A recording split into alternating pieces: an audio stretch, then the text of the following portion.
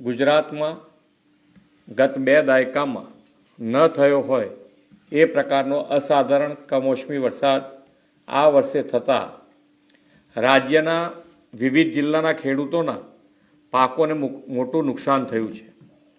આ સંદર્ભે મેં તથા મારા સાથી મંત્રીઓએ જુદા જુદા જિલ્લાઓમાં જઈને અસરગ્રસ્ત ખેડૂતોની સાથે પ્રત્યક્ષ વાતચીત કરીને તેમની સ્થિતિ જાણી હતી।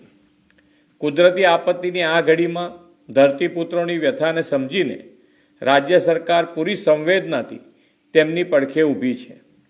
રાજ્યભરના ખેડૂતોના પાકને થયેલા વ્યાપક નુકસાન સામે તેમની લાગણીઓને ધ્યાને રાખીને રાજ્ય સરકાર દ્વારા ધરતીપુત્રો માટે આશરે 10,000 કરોડના રાહત સહાય પેકેજની જાહેરાત કરું છું।